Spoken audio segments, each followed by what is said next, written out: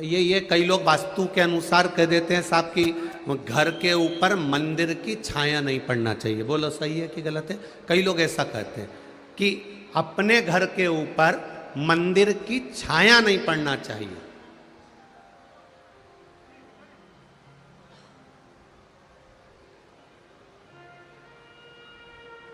पर किसी वास्तुशास्त्री से एक बात जरूर पूछना, आप कह रहे हो कि घर के ऊपर किसी मंदिर की छाया नहीं पड़ना चाहिए, पर वास्तुशास्त्र में एक बात बहुत अच्छी लिखी है, उस मंदिर के पास में अगर कोई जलाशय है, उस मंदिर के पास में कोई कुआं है, उस मंदिर के पास में कोई बावड़ी है, उस मंदिर के पास में कोई तालाब है, उस मंदिर के पास में कोई हापसी है, उस मंदिर के पास में कोई स्थान पानी का है, या उस मंदिर के पास में बेलपत्री, पीपल, आंवला, शमी, देव वृक्ष अगर कोई विराजमान है और उस मंदिर की भी छाया आपके घर पर पड़ रही है तो वो दोष नहीं देती, वो कल्याण कर देती है।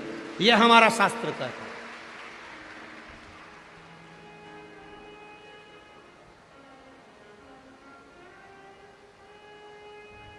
कहने वालों ने कह दिया कि मंदिर की छाया नहीं पड़ना चाहिए, मतलब मंदिर से दूर चले जाओ। ये कोई दूसरे नहीं होंगे, ये कहीं ना कहीं के लोग ऐसे होंगे जो तुम्हें मंदिर से दूर करना चाह रहे हो।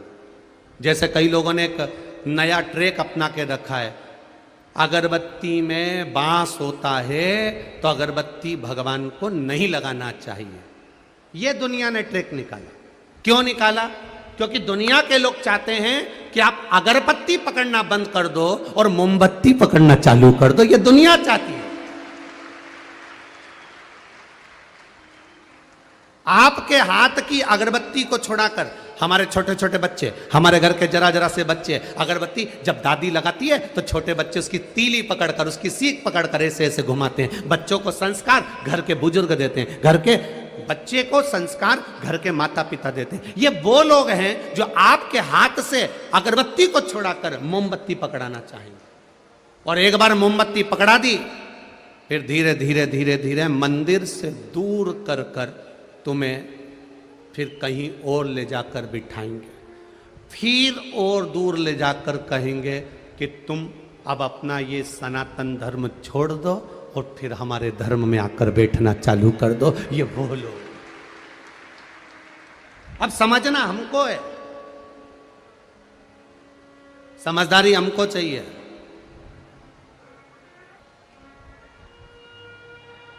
जो ज्यादा अक्ल देना तुमको कि अगरबत्ती नहीं लगाना चाहिए, तो भगवान को 2 अगरबत्ती ज्यादा लगाओ और भगवान से कहो कि ये 2 अगरबत्ती ज्यादा हमने इसलिए लगाई है कि जो हमको अक्ल दे रहा है वो किसी और को अक्ल नहीं दे, इसलिए आप उसको थोड़ी सी अक्ल दे देंगे। 2 अगरबत्ती ज्यादा लगा दो उस परमात्मा के।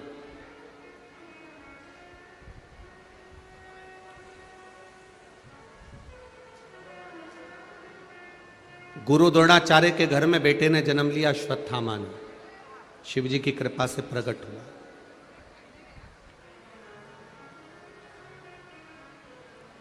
अश्वत्थामा के मित्रों ने आटे को पानी में घोलकर पिला दिया और कह दिया ये दूध है। पिता ने देख लिया, पिता की दृष्टि पड़ गई और बेटा पिता के गले लगकर बोलता है, बाबा, पिताजी, आज पहली बार मैंने गाय का दूध पिया है, पहली बार गौ माता के दूध का पान किया है मैंने। अश्वत्थामा कह रहा है अपने पिता से, जिसकी उम्र मात्र 4 वर्ष की है। केवल 4 वर्ष की आयु में अश्वत्थामा अपने पिता से कह रहा है कि मैंने गाय का दूध पी लिया। गुरु द्रोणाचार्य की आंख में आंसू भर गए। बेटा, शिवजी के स्वरूप उस अश्वत्थामा को देखकर भगवान गुरु द्रोणाचार्य गले से लगाकर उसको देखकर रो रहे हैं कि मैं जानता हूं जो तूने पिया वो गाय का दूध नहीं था, वो आटे में पानी मिलाकर तेरे मित्रों ने तुझको पिला दिया था। वो जान रहा है वो गाय का दूध नहीं है।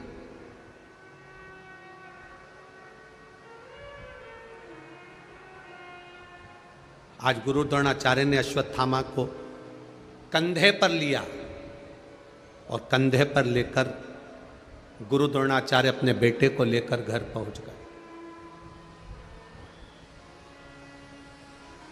मां और पिता दोनों में एक अंतर होता है।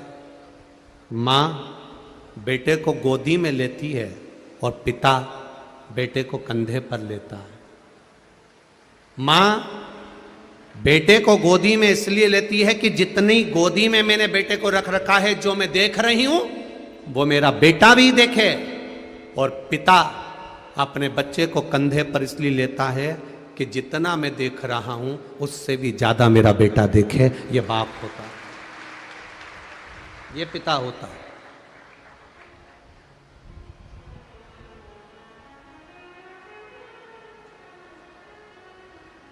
मुझसे ज्यादा मेरा बेटा देखना चाहिए।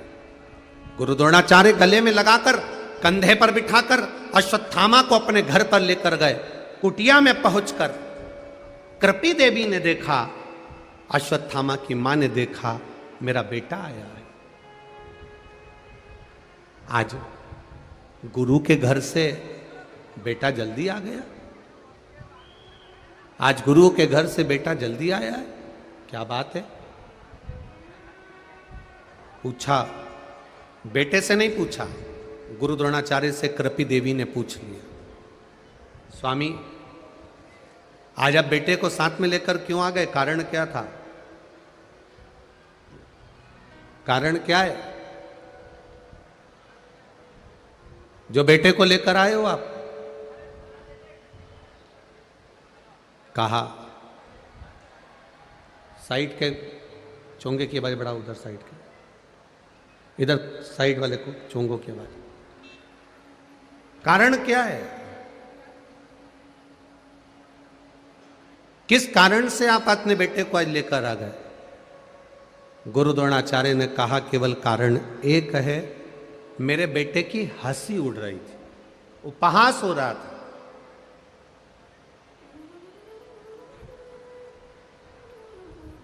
मेरे बेटे की हंसी उड़ रही है, उपहास हो रहा है, इसलिए मैं उसको लेकर आ गया। कृपी देवी ने कहा, ये तो जीवन का खेल है, कभी सुख मिल रहा है, कभी दुख मिल रहा है।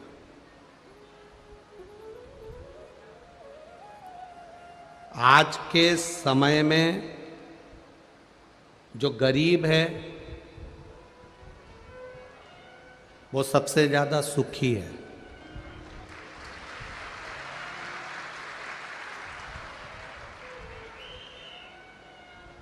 जो पैसे वाला है वो सबसे ज्यादा दुखी है। गरीब व्यक्ति कहीं पर भी बैठ जाए, शान सत्ता से अपने साथ में दरी लाया, कम्बल लाया, बिछाया, और गरीबड़ा कहीं पे भी बैठ के कथा सुन लिया, जा कहीं पर भी बैठकर सुखी। सबसे ज्यादा दुखी है तो पैसे वाला।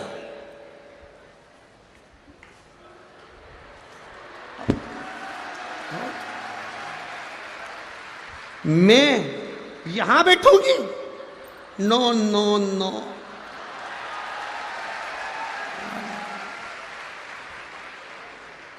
मैं फिर दरवाजे पे खड़े होके, तुम मुझे जानते नहीं हो, एक फोन लगाऊंगी और अब भी तुम दरवाजा खोलोगे और मुझे अंदर जाने को कहोगे। एक फोन लगाऊंगी। अब इसको नहीं मालूम कि तेरा काम एक फोन पर हो जाता है तो शिव भक्त का काम भी एक बेलपत्र और एक लोटे पानी से हो जाता है। कहना कठिन है महाराज, बहुत कठिन। थोड़ा दुनिया का सबसे जो गरीब है वो सुखी है, कितनी मस्ती में बैठा आराम से भैया, एकदम अलमस्त होकर चकाचक, उसे कोई मतलब नहीं, बस वो तो उठता है और जहाँ पर अर्चना दीदी और उनकी पूरी टीम ने जहाँ भोजन की व्यवस्था करी, वहाँ जाता है, भोजन करता, नहाया धोया और फिर अपनी जगह पे आकर बैठ गया। और जो सुखी सुख और इनके सुख का एक आनंद, बरहानपुर वालों छोड़ना मती, इनके सुख का आनंद लेना। तो रात्रि के समय पर जब ये बैठे हों और भजन चारों तरफ चल रहा, चारों तरफ बैठकर ये भजन करते हैं, चारों तरफ जहां इनको मौका मिल जाता, मैं ग्रुप बनाया, भजन गाया, नाचे कूदे, स्मरण करा, ढोलक तबला खंजरी मंजरी सब साथ में लेकर चलते हैं। और इनके भजन का जो आनंद आता है वो जीवन में कहीं नहीं मिल सकता। और मैं बरहानपुर के एक एक व्यक्ति को धन्यवाद दूंगा कि बरहानपुर का एक एक सेठ, एक एक व्यक्ति इन शिव भक्तों की सेवा में लगा हुआ है। कोई पोया, कोई हलवा, कोई फल बांटने में लगे हुए। अभी हम आते आते देख रहे थे, कोई ने पानी का स्टॉल लगा रखा है, कोई गन्ने का रस पिला रहा था, कोई व्यक्ति गिलास में भर भर कर, कोई फल दे रहा था, केला। हम देख रहे थे, बड़ी बड़ी साधुता है साहब, बहुत। कोई बिस्कुट के पूड़े। क्या करोगे? शंकर की कथा बाचने वाला, शंकर की कथा करवाने वाला, शंकर की कथा सुनने वाला और शंकर की कथा में सेवा करने वाला कोई दूसरा नहीं होता, मेरा देवाधिदेव महादेव होता, कोई दूसरा नहीं। आप अगर कथा में सेवा कर रहे हो, लगे हुए हो, जल वितरण कर रहे हो, भोजन करा रहे हो, कार्यकर्ता बनकर सेवा कर रहे हो, तो भी तुम शिव हो। जो सुन रहा है वो भी शिव है, और जो करा रहा है, जो करा रहा है वो भी शिव है। यह आपके भीतर की भक्ति का बल है।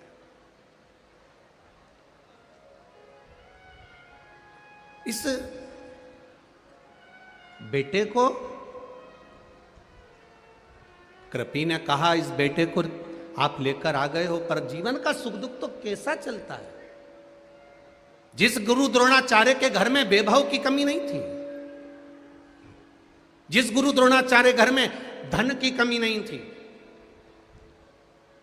जिस गुरु द्रोणाचार्य के घर में सत्ता और वैभव की कमी नहीं थी, वो गुरु द्रोणाचार्य आज अपने बेटे को एक गाय का दूध भी नहीं पिला पा रहे हैं। ये जीवन का समय का खेल है, ये खेल।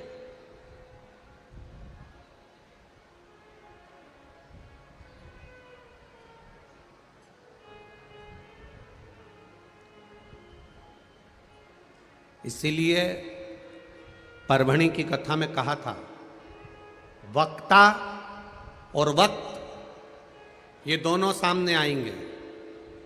वक्ता भी आपको समझाएगा और वक्त भी आपको समझाएगा।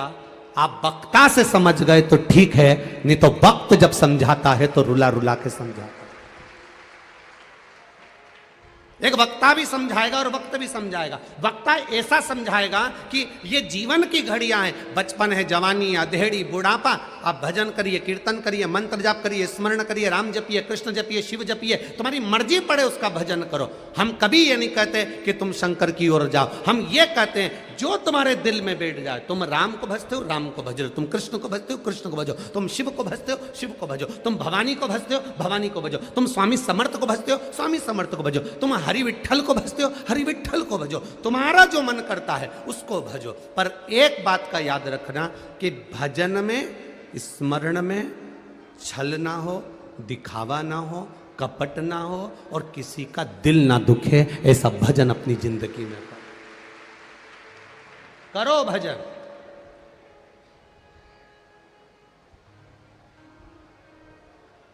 शिव के मंदिर जाने के लिए, शिवालय जाने के लिए तो हम कहते हैं, क्यों कहते हैं? क्योंकि जीते जी चले जाओगे तो अच्छा है, नहीं तो मरने के बाद तो शमशान जाना ही है। और शमशान भी कोई साधारण सी जगह तो है नहीं, जहां शिव स्वयं बैठा है, जहां मेरा देवाधिदेव महादेव स्वयं बैठा है, वो देवाधिदेव महादेव का पावन धाम शमशान। कोई साधारण भूमि नहीं है शमशान। अपनी चित्तवृत्ति को रमाइए। कहां लेकर जाओगे इस बच्चे को? क्या दोगे इस बच्चे को? जिसके घर में सत्ता की कमी नहीं थी, वैभव की कमी नहीं थी, धन की कमी नहीं थी, वो गुरु द्रोणाचार्य के घर में एक गाय नहीं है अपने बच्चे को दूध पिलाने के लिए, गाय का दूध पिलाने के लिए एक गाय नहीं। बेटे के मुख पर आटे में पानी मिला हुआ जो पिया था वो बेटे के मुख पर लगा था। माँ अपने बेटे के मुख पर से वो दूध को हटाकर जब चखती है कि मेरा बेटा अश्वत्थामा क्या पीकर आया है, तब माँ ने बेटे के मुख पर से वो आटे के पानी को हटाकर कृपी देवी ने जब चखा, गुरु द्रोणाचार्य की धर्म पत्नी ने जब चखा, तो कृपी की आंख में से आंसू बहने लगे। माँ ने जैसे ही उसके होठों को हाथ लगाया, चखा, तो वो दूध नहीं था, आटा और पानी का घोल था जिसको अश्वत्थामा ने पिया था।